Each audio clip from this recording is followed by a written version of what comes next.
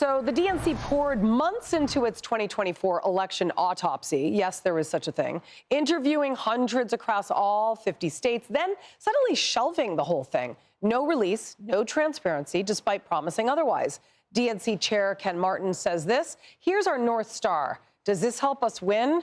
If the answer is no, it's a distraction from the core mission. But the move is now drawing sharp criticism from Democrats and Republicans alike, actually. Democratic strategist Liz Smith writes this: I suspect the reasons why this isn't being released are precisely the reasons why it should be released. A Pod Save America co-host says it reeks of the caution and complacency that brought us to this movement. His fellow co-host John Favreau in calling it unreal and baffling. Republican advisor Nathan Brand piled on, saying this: I'm happy to report that Democrats will learn no lessons from 2024. And here's Democratic strategist Dan Turrentine. It is ridiculous because, look, you want transparency. You want people, whether they're political animals or novices, to read it and then, innovate, come up with your ideas. Think of how can we fix this? What is the new thing? Our friend Joe Concha writing, in the end, if resistance is all the blue team knows and if ignoring past mistakes by dismissing its own autopsy is the game plan, not winning back the House is the least of its problems. With me now, former Republican congressional candidate Rosemary Becchi and Democratic strategist Melissa DeRosa. Thank you both ladies for coming on. I really love the fact that we color coordinated without planning this. This is amazing. Thanks for having us. All right. So first, I'm going to start with you, Rosemary. I mean, the Democrats really do need to figure out the problem in order to find a solution. That's usually how problem fixing works, but they don't admit a problem. Absolutely. And it's going to backfire on them by not releasing this report, because Americans want to know what Democrats stand for. And without releasing it, just as you pointed out, you're not going to learn any lessons from it. I mean, what does this say to the American people? Because their polls are down. The approval ratings for Democrats right now are at an all-time low. The only way to win back trust is to admit that you have faults, right? And then I'm going to do better. But they can't do that. Well, here's what I'll say. I actually think that the DNC's biggest fault in all of this was ever saying they were going to make this autopsy public. Presumably, this was supposed to be a strategy document. Right. You're interviewing insiders, you're interviewing volunteers, you're interviewing state party chairs, you're interviewing donors, strategists. And so you're trying to learn and internalize the political and strategic mistakes you made so you don't repeat them again. Yeah. But they did say that they were going to make it public. And so now to not release it, you're creating this issue where what's going on and what are you trying to hide? And you're creating a problem. It's the whole non-transparency issue, which, by the way, is a repeated problem with the Democratic Party, is the lack of transparency. It really says that this is about insiders and insiders holding on to office by not releasing this. I want you to take a look at this recent Quinnipiac poll. It shows that just 18% of respondents approved of the job congressional Democrats are doing. That's the lowest rating since Quinnipiac began, by the way, asking the question in 2009, surpassing the 19% approval in July. House Minority Leader Hakeem Jeffries has a defense, of course, for everything. Here's his latest. That's an outlier poll. Listen, the most significant indicator of public sentiment is, are you winning elections or are you losing elections? And on that front, Democrats have been winning elections since January.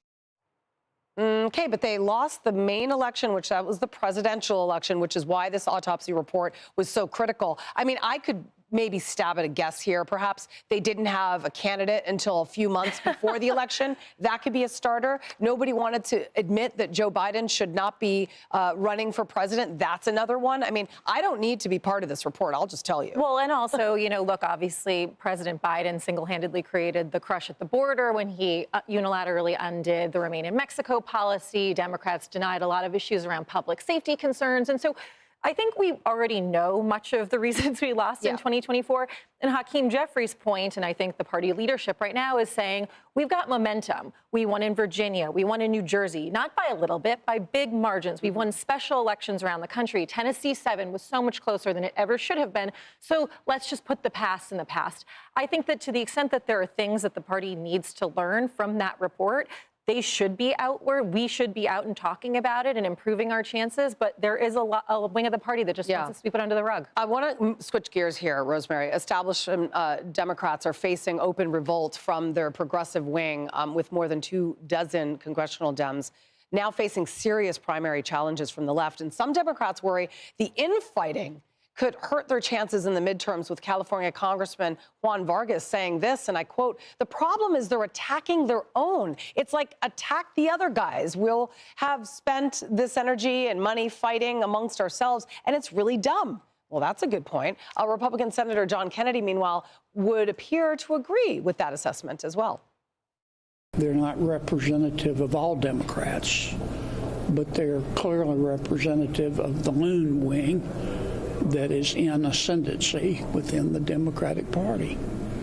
And these radical candidates fit right into our plan called Operation Let Them Speak.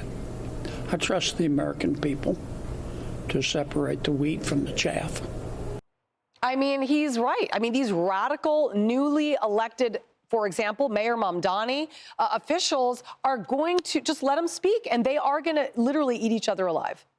Absolutely. And the reality is it's going to pull the Democratic Party to the left, right?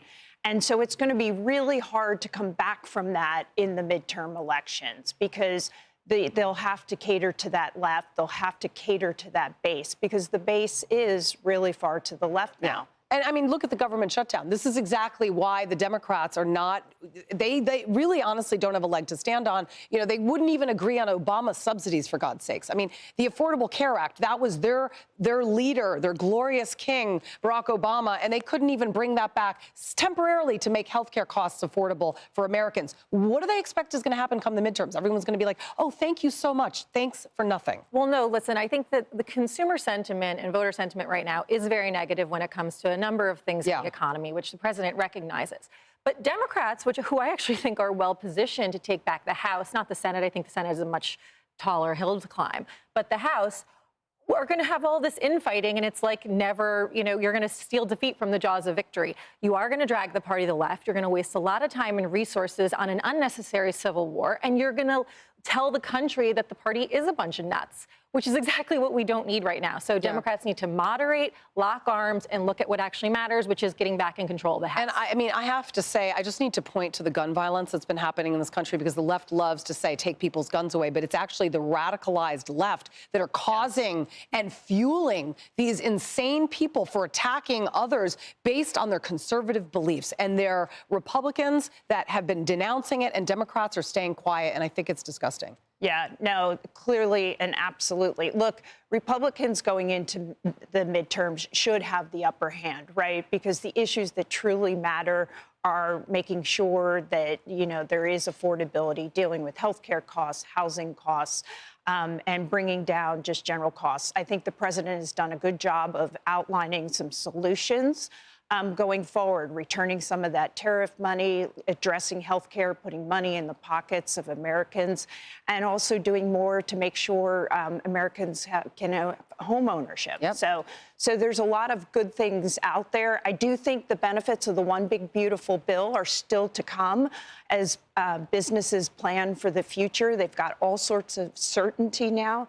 And so I think as the year unfolds next year, you're going to see that as well. And then coupled, hopefully, with another reconciliation bill or something to address some of those other issues, you know, we'll have a good position in the midterms. Yeah, I think we've got an economic bright future in 2026. We just have to sit tight, be patient, and say our prayers.